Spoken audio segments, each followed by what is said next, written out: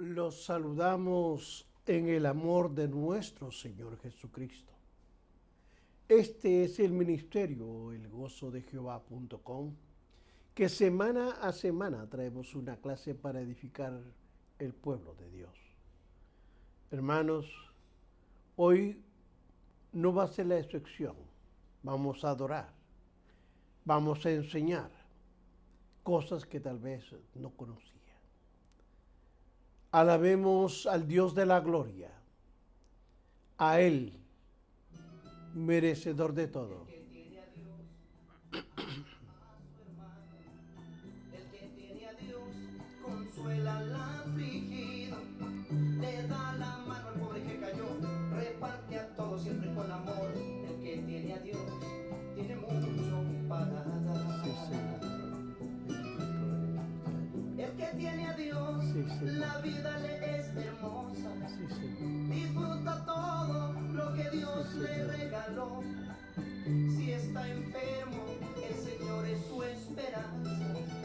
Si tiene problemas, todo se lo deja a Dios. Nunca se afana, siempre en Dios espera. La vida brilla todo a su alrededor. Sí, Padre. La paz abunda y la gracia lo prospera. Qué vida bonita para él que tiene a Dios. Señor de la gloria, a ti honraré y glorificaré siempre, Señor. En el nombre de Jesús. En el nombre de Jesús, Padre. En el nombre de Jesús, Señor. Sí, Señor. El que tiene a Dios Sí, de sí, su humilde Señor. no se envanece. El que tiene a Dios no maltrata, no engaña, Sí, no Señor. busca nunca su propio favor, respeta todo como servidor. El Sí. que tiene a Dios es diferente a los demás. Sí, Señor. El que tiene a Dios cumple sus deberes. El que tiene a Dios ganó lo que tiene. A Sí, nadie Señor. debe, todo lo pagó. Si es prudente, en verdad habló. El que tiene a Dios nunca humilla a los Bendito Dios de la gloria. Bendito eres, Señor de la gloria. A ti honraré, a ti glorificaré, porque tú eres el Dios de mi salvación.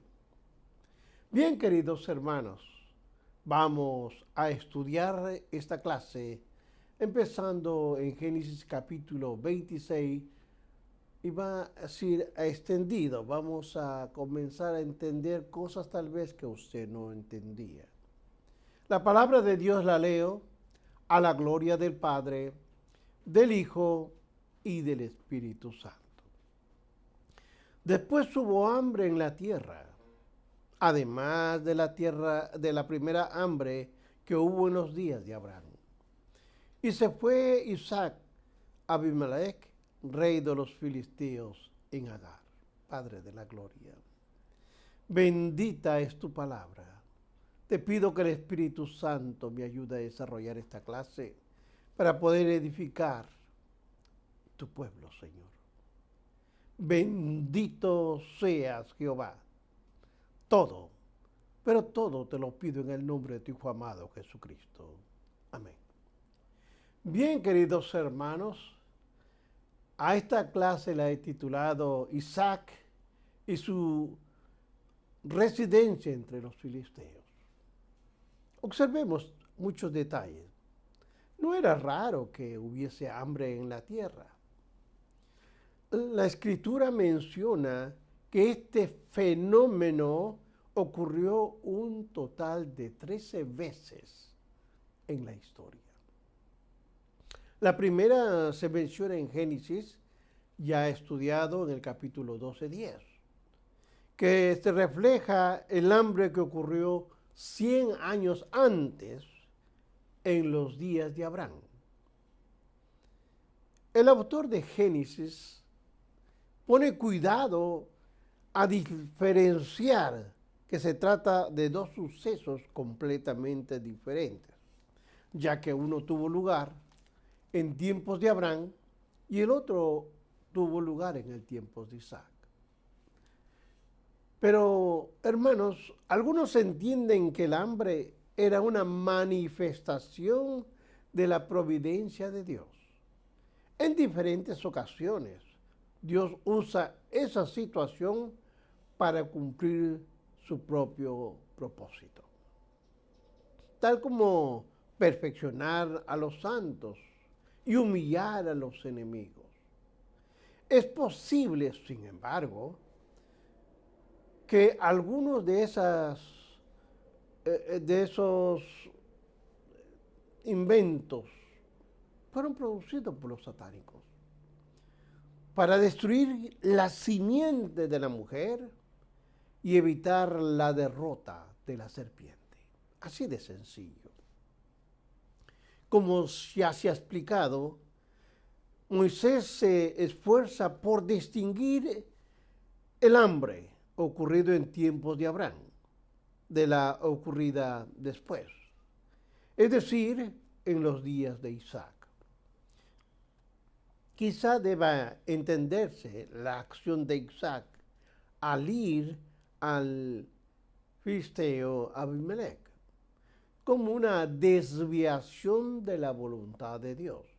Isaac, sin embargo, quiso adelantarse a Dios. El hecho de que se separen las dos situaciones en una clara señal de que Dios cumple su promesa de bendecir a Isaac como heredero de todo lo que el Señor estipuló en el pacto de Abraham. Sigamos viendo. Del 2 al 5. No cierre su Biblia, por favor, es importante. Este es un estudio.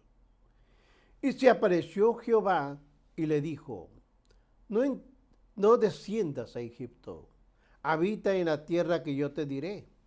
Habita como forastero en la tierra, y estaré contigo, y te bendeciré, porque a ti y a tu descendencia de todas estas tierras, y confirmaré el juramento que hice a Abraham tu padre. Multiplicaré tu descendencia como las estrellas del cielo, y daré a tu descendencia todas estas tierras, y todas las naciones de la tierra serán benditas en tu simiente.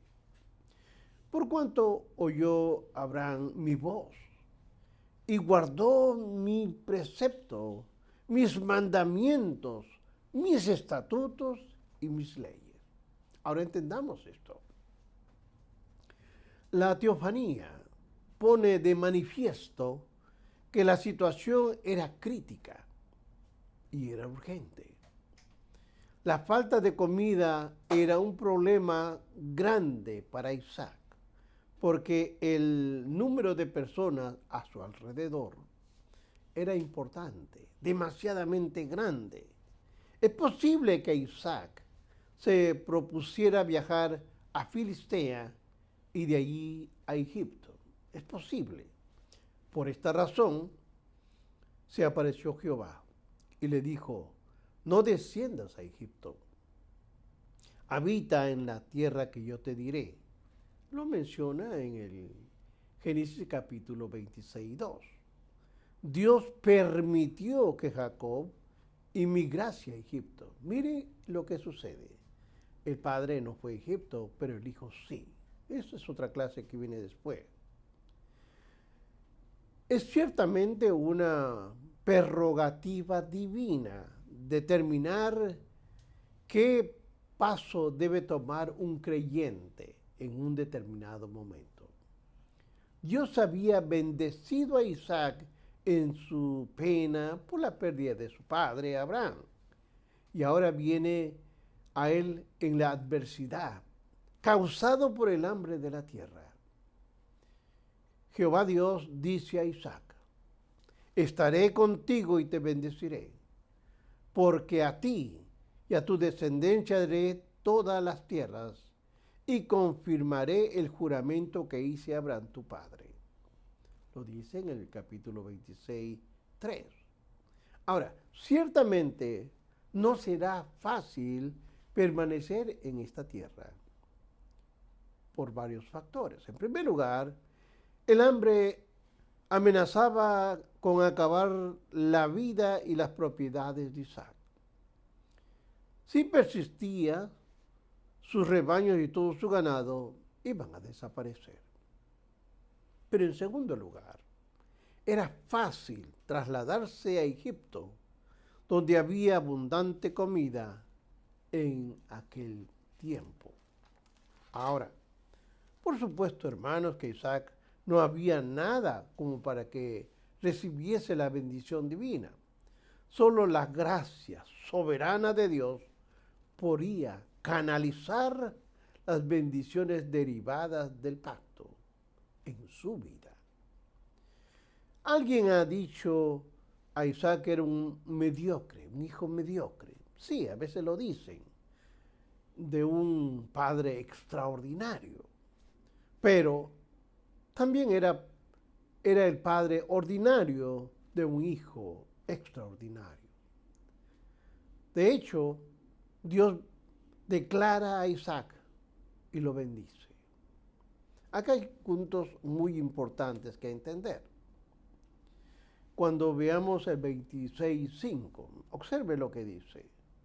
Oyó Abraham mi voz y guardó mi precepto, mis mandamientos, mis estatutos y mis leyes.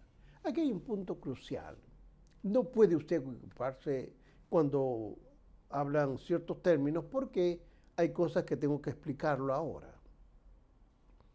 Las bendiciones que Dios derramó sobre Isaac era el resultado de la sumisión de su padre Abraham a la divina, soberana voluntad de Dios. Su plan soberano. Jehová Dios dio a Abraham el hijo de la promesa, el unigénito de Sara, y a la postre de los lomos de Isaac. Dios envió el Mesías. Para entender un poquito, observe lo que nos habla Gálatas, capítulo 3, versículo 16. Nos dice, ahora bien, a Abraham fueron hechas las promesas, y a su simiente no dice, oiga bien, y a su simiente no dice, y a las simientes, como si hablase de muchos, sino como de uno, y a tu simiente, la cual es Cristo. Vamos empezando a entender unas cosas. El plan perfecto de Dios se cumple de manera estricta. Dios envió la simiente de la mujer, ¿se acuerdan? En el libro de Génesis, capítulo 3, versículo 15, que aplastaría la cabeza de la simiente, la cabeza de la serpiente. La simiente realmente de la mujer, procedería de la raíz de Sem. Mire dónde procedería. A través de Abraham, de Isaac, de Jacob, de Judá, de David. Repito esto porque es importante. Cuando se está hablando de la simiente de la mujer en el 3:15, que aplastaría la cabeza de la simiente de la serpiente. La simiente de la mujer procedería de la raíz de Sem a través de Abraham, de Isaac, de Jacob, de Judá y David. Vea usted para su estudio Génesis 12:7. Apunte, es su tarea. Isaías 11:1. Y también, si quiere un poco profundizar, en Apocalipsis capítulo 5, versículo 5. Dios perseveró providencialmente a Abraham y a Sara. Mire usted. También lo hizo con Isaac y Rebeca. Y lo vuelve a repetir con Jacob y con Raquel. No cabe duda de que Dios es fiel a su pacto y a sus promesas.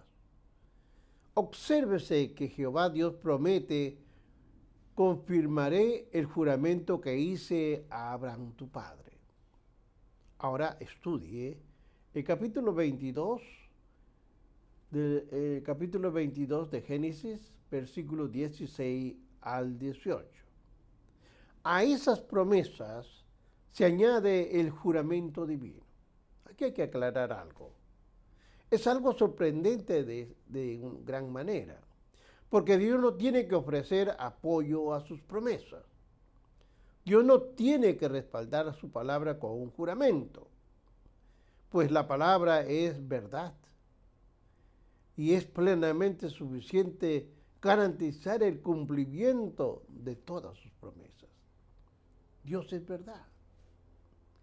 Si vemos Génesis 22:5, podía conducir a una falsa conclusión de que la obediencia, específicamente la obediencia de Abraham, es la causa final de las bendiciones de Dios sobre Isaac.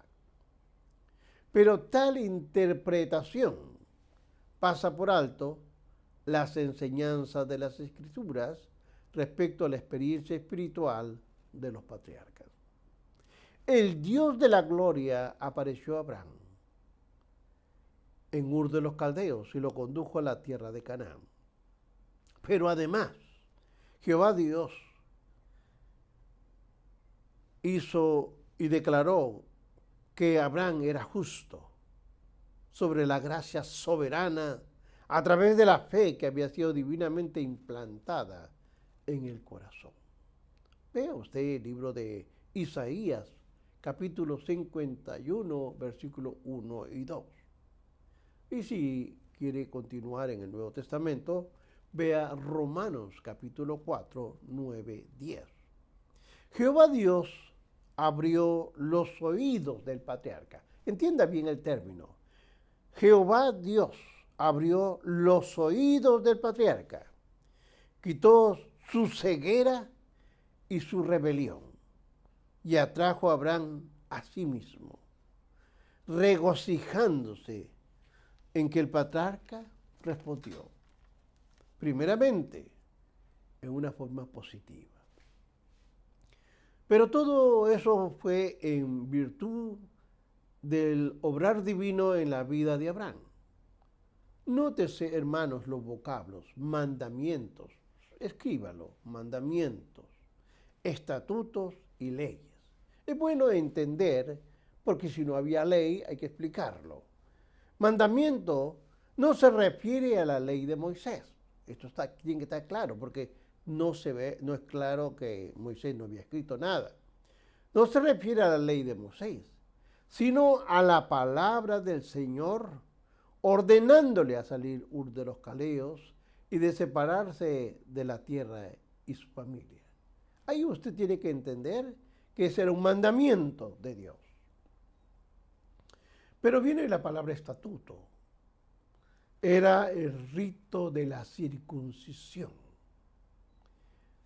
Y cuando habla de leyes, hermano, significa la práctica de la justicia, inherente en el andar por gracia.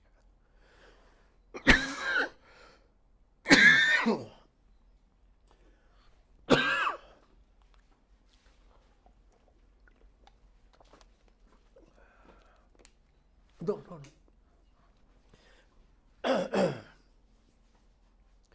Este versículo es verdaderamente importante, ya que le enseña que aunque no estamos bajo la ley, no vivimos en la anomía sin ley.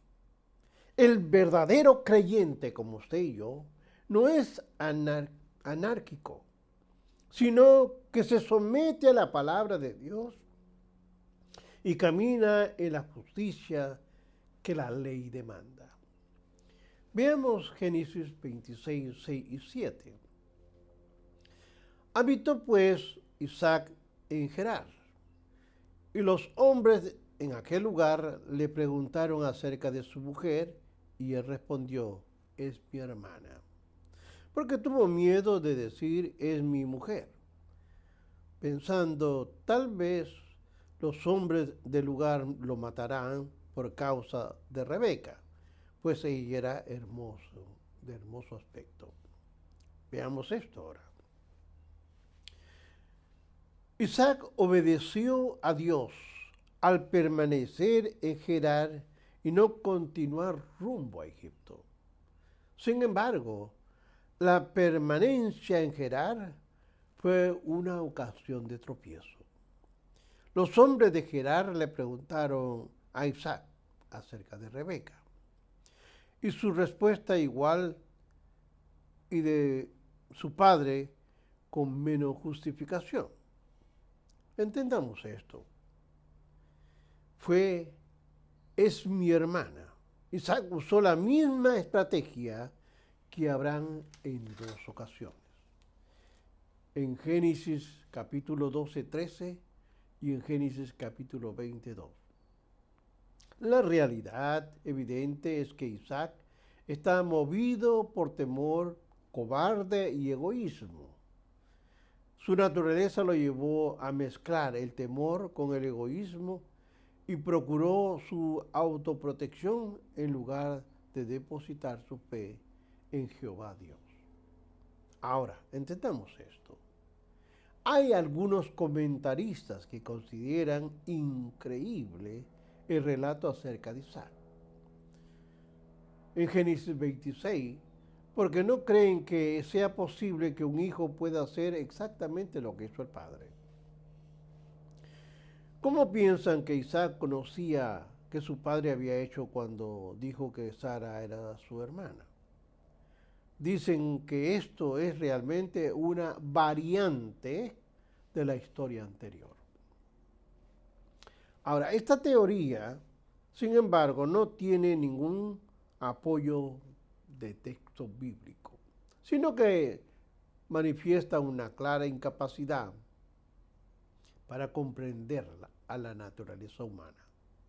El relato deja bien claro una completa armonía, no con lo que la Biblia enseña respecto a la naturaleza humana y a sus manifestaciones.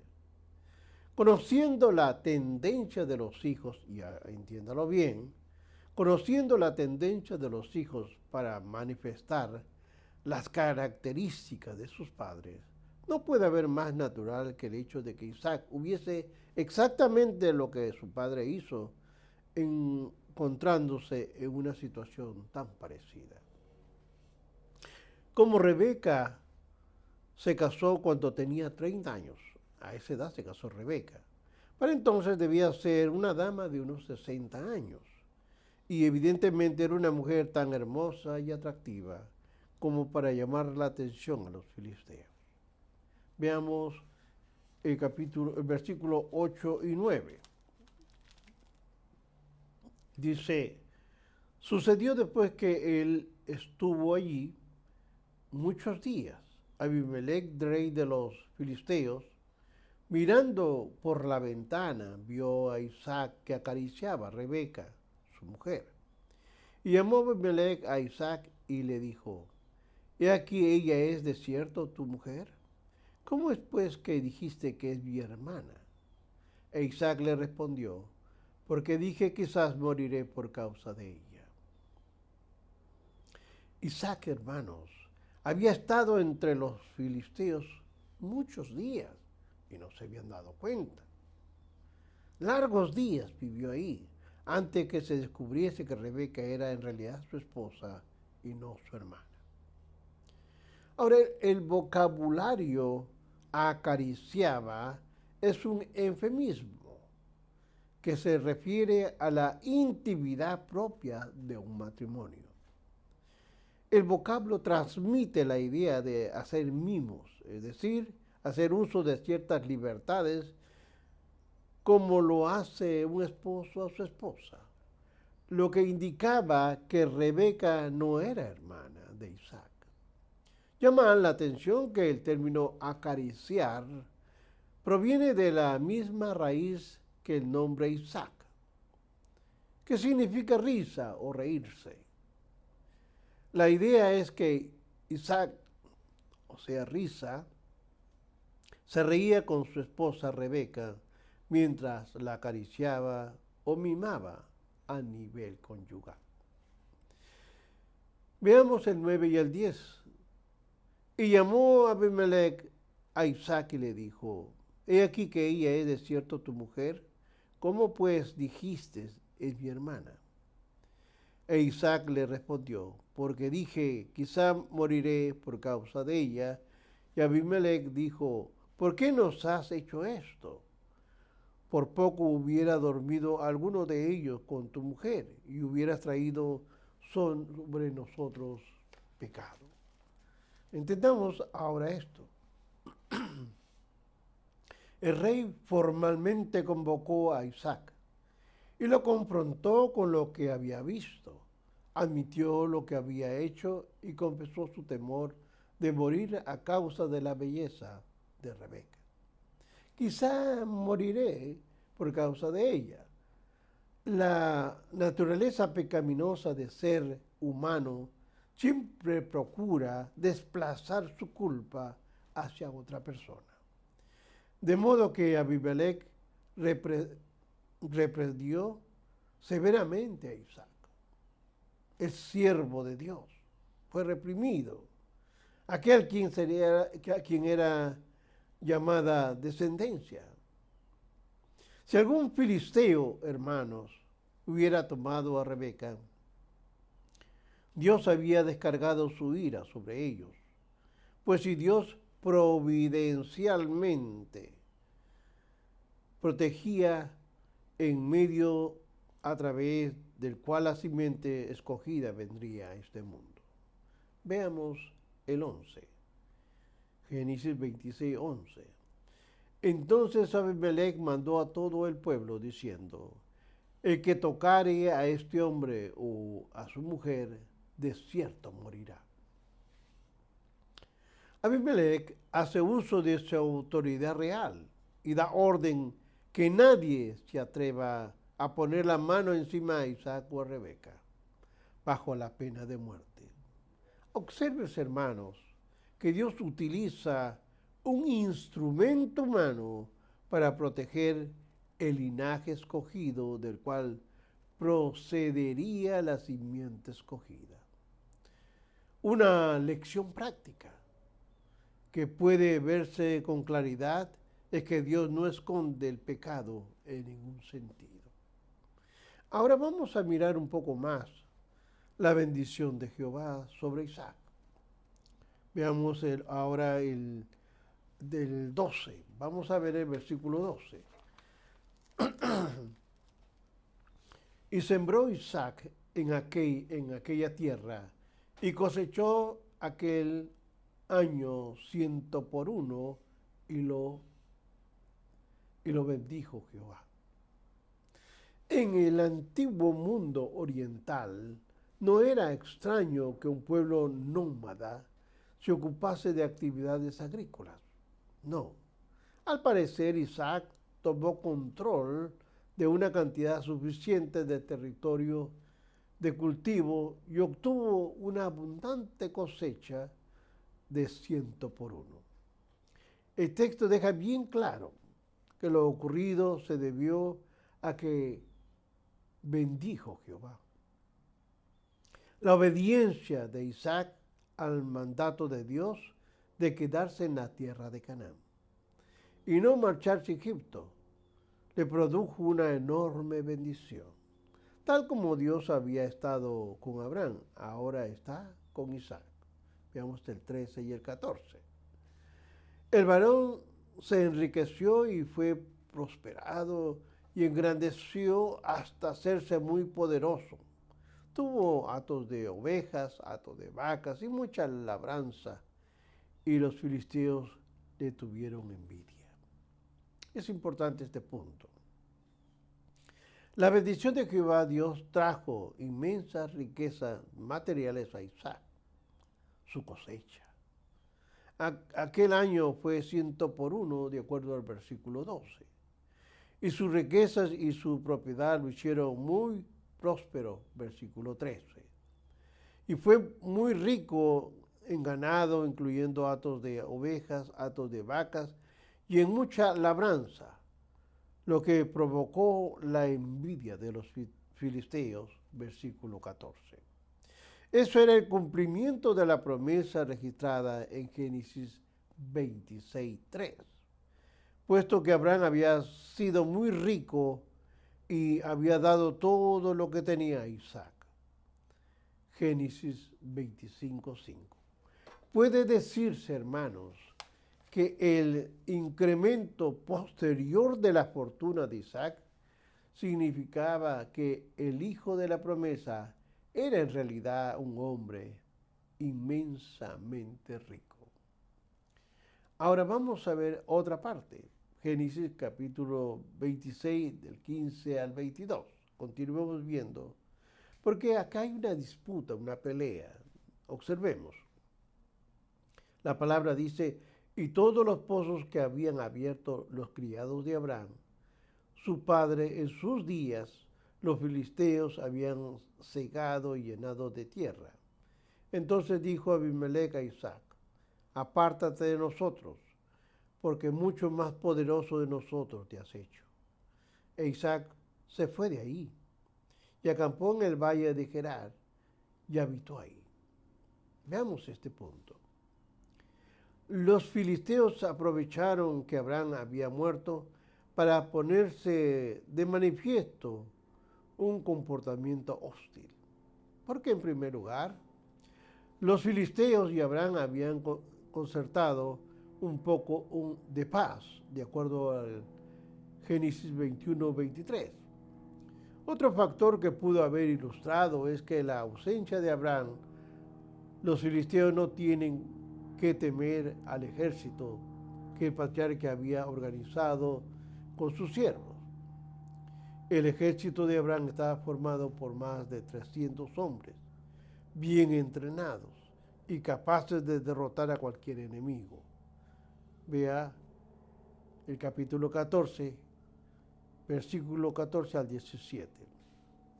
Ahora, la envidia de los filisteos era tan grande, hermanos, que prefirieron cegar los pozos antes de compartir el agua con Isaac. También fue envidia lo que movió a Abimelec a decir a Isaac, apártate de nosotros, porque mucho más poderoso que nosotros te has hecho. Vea el 26-16. Hermanos, ¿cómo puede verse la relación entre justos e injustos, entre adoradores de Dios y paganos, entre creyentes e inconversos? Casi nunca funcionan bien.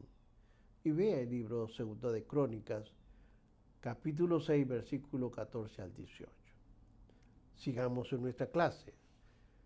Génesis 26-18.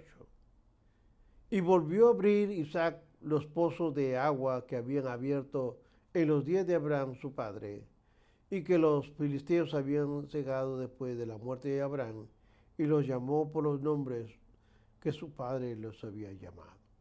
Vamos a desarrollarlo. Hermano, estos pozos fueron abiertos por los siervos de Abraham, y los filisteos se aprovecharon de la muerte de Abraham para hacer y cegar todos estos pozos.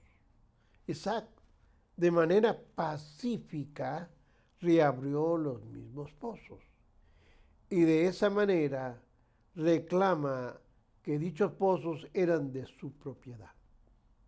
Es claro que el agua es sumamente importante para la vida en el desierto, lo que se agrava, sí, como Isaac.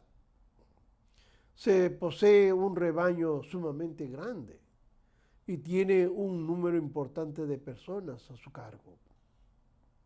La preocupación de aquellos pozos, por lo tanto, era importante para Isaac en aquellos tiempos. Se acostumbraba a poner nombre a los pozos, y el hecho de que Isaac los llamó a los nombres que su padre había llamado era una manera de decir que el derecho de la propiedad era indiscutible.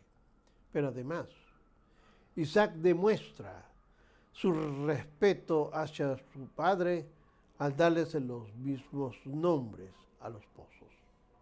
Quizá Isaac también esperaba que el recuerdo de Abraham surtiese efecto en él, en el comportamiento de los filisteos. Veamos Génesis 26, 19 y 20. Pero cuando los siervos de Isaac cavaron en el valle y hallaron allí pozos de agua vivas, los pastores de Gerar riñeron con los pastores de Isaac diciendo, el agua es nuestra. Por eso llamo el nombre del pozo de Esek, que habían altercado con él. Cuando vemos el versículo 17, dice que Isaac se trasladó al valle de Gerar y habitó. Ahí tal vez pensando que así se podría terminar el pleito o el altercado con los filisteos. Pero nuevamente el tema de los pozos vuelve a surgir. Al parecer, debido al aumento de la población entre los que formaban parte de la comunidad de Isaac, los pozos mencionados en el versículo 19 eran pozos suplementarios y fueron cavados por los siervos de Isaac. Algo que a los filisteos se oponía. Ahora, la expresión pozo de aguas vivas sugiere que era un pozo artesano, muy apreciado en aquella región. El hallazgo motivó a los pastores de Gerar a reñir con los pastores de Isaac y proclamar la propiedad de aquel pozo. Debido a esa riña, y el pozo fue nombrado Esek, que significa contención. Veamos el versículo 21 y 22. Y dice, y abrieron otro pozo y también riñeron sobre él y llamó su nombre Signa. Y se apartó de ahí y abrió otro pozo y llamó su nombre Rehoboth. Y dijo, porque ahora Jehová no ha prosperado y fructificaremos en la tierra. Ahora entendamos esto. El vocablo sigma en el versículo 21 significa oposición o hostilidad.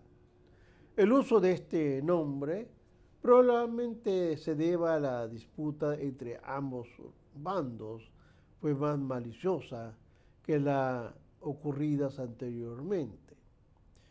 Pero Isaac mostró su espíritu de pacifista, apartándose del lugar donde había contienda y yéndose a otro sitio donde cavó otro pozo y le puso por nombre Rehoboth.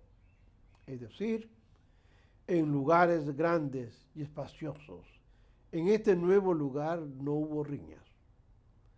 Isaac, con percepción espiritual, reconoció que este campo se debía a la intervención de Jehová. Isaac dijo ahora Jehová nos ha prosperado y fructificaremos en la tierra. Lo dice 26-22. No puede verse Isaac, reconoce a su prosperidad, se debe a la gracia y a la misericordia de Dios.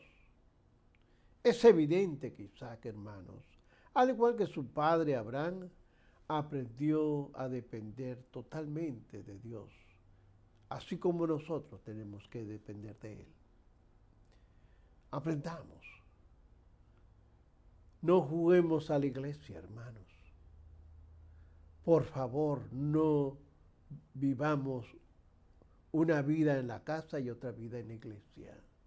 Seamos íntegros. Sirvamos al Rey de la Gloria como Él se merece. Bendiciones.